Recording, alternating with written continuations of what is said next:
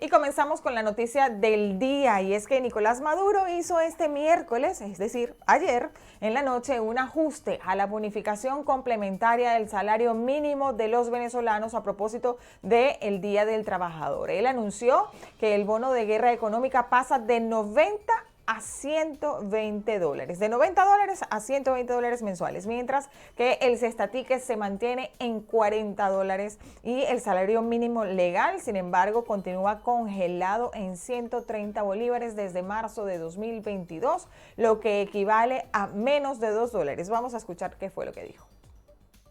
Desde 90 dólares a 120 dólares mensuales indexados, sumado al ingreso de cestatique, que son 40 dólares, queda el ingreso mínimo integral de la clase obrera en 160 dólares, equivalente en bolívares. Un ajuste precioso, porque estas últimas medidas de sanciones contra la empresa petrolera, contra las inversiones petroleras, tenían el objetivo de quitarnos todos los reales, todos los ingresos. Les puedo decir a los imperialistas y a la criminal de la derecha fascista, fracasaron.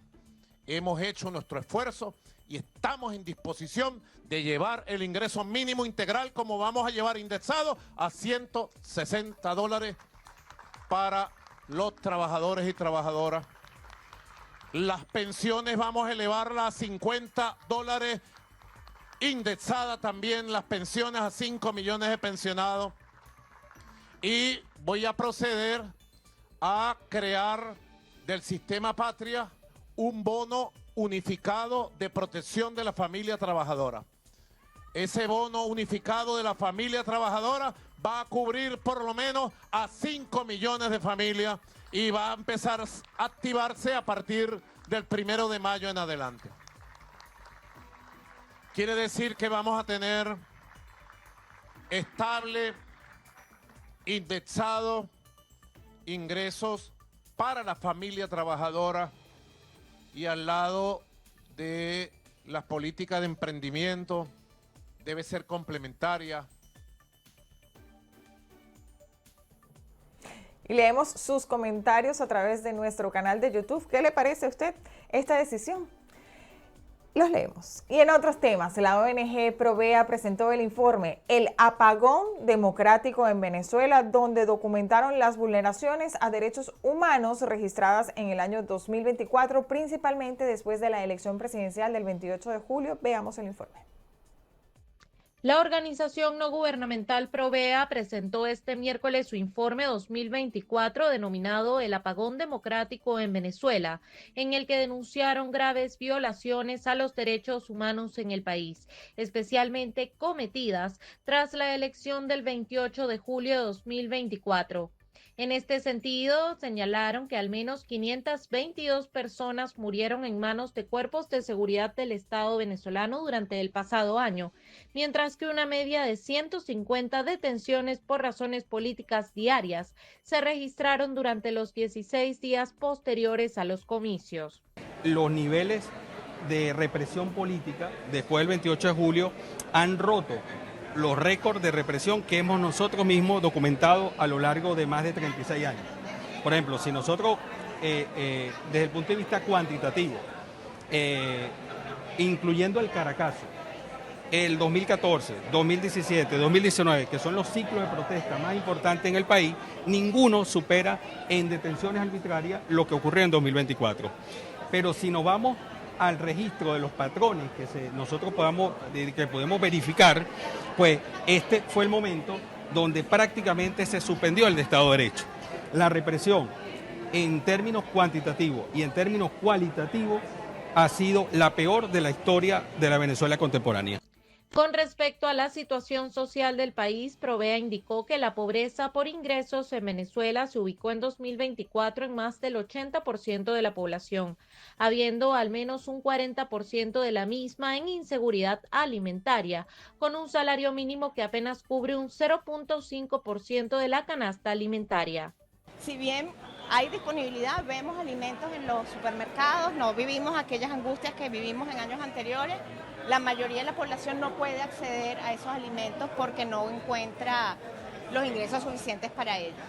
En este contexto vemos que los programas sociales, los programas de protección social no están cumpliendo su cometido. Por una parte, los CLAP siguen llegando a los hogares de forma irregular. La dieta que se ofrece a partir de esos programas no es balanceada, no incluye todos los requerimientos de la población. Y los otros programas, como los bonos a través del Carnet de la Patria, no son suficientes. Si un hogar hubiera recibido todos los bonos que el gobierno asignó durante el año pasado, habría recibido unos $90 en todo el año. Con respecto a la percepción política y las próximas elecciones regionales, Provea advierte que las condiciones para unos nuevos comicios de momento no existen, ya que no se garantiza un Consejo Nacional Electoral independiente, observación internacional independiente, apertura del registro electoral, levantamiento de inhabilitaciones y cese de la persecución. Y el día de ayer, un grupo de familiares solicitó a la ONU en Caracas que interponga de sus buenos oficios, y abro comillas, en favor de sus seres queridos detenidos en el escenario de protestas tras las presidenciales del año 2024. Así que estamos hoy aquí después de haber agotado muchísimas otras instancias, de haber concurrido al Ministerio Público, al Tribunal Supremo de Justicia, a Miraflores, para que nos escuchen y para que por favor se continúe con las liberaciones. Entendemos que el conflicto político que enfrenta nuestro país necesita de diálogo, necesita de reconciliación, y creemos que continuar con las liberaciones abre los caminos para esto. También quiero decir que la mayoría de las familiares son mujeres las que vienen, digamos, haciendo todo el proceso de contención de sus hijos o de sus otros familiares presos, mujeres que además muchas de ellas están viviendo desde hace 8 meses en Tocorón en unas condiciones muy precarias, ¿no? Y su salud también se ha visto sumamente debilitada. Son personas además en su mayoría de muy bajos recursos, en donde digamos todo este proceso las ha dejado en una situación cada vez más precaria. Así que estamos aquí pidiendo los buenos oficios del coordinador residente de Naciones Unidas para que haga un proceso de interlocución con el gobierno nacional y permita la pronta liberación de estas personas injustamente privadas de libertad.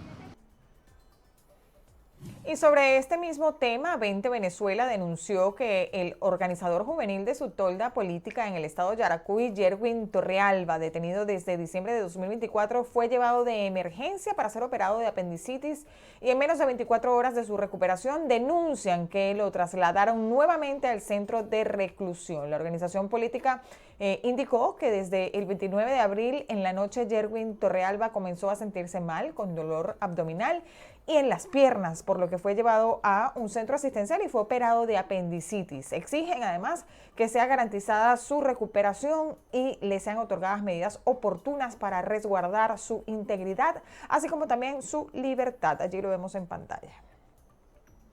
Y el Consejo Nacional Electoral designó, en otros temas, un grupo de fiscales nacionales para inspeccionar la campaña electoral previa a las elecciones regionales y parlamentarias del 25 de mayo. La Sala de Fiscalización de Campaña supervisará el trabajo de campo de 408 fiscales electorales desplegados en 108 circunscripciones, 88 de la Asamblea Nacional y 92 de consejos legislativos. Según esto lo explicó la rectora principal, Aimé Nogal, quien además agregó que estas salas de monitoreo harán seguimiento a los medios durante las 24 horas mientras dure la campaña. Y les recordamos también que la oposición, encabezada por la dirigente María Corina Machado, y los miembros de la plataforma unitaria no participarán en este proceso, pues continúan solicitando se les respeten los resultados obtenidos el 28 de julio.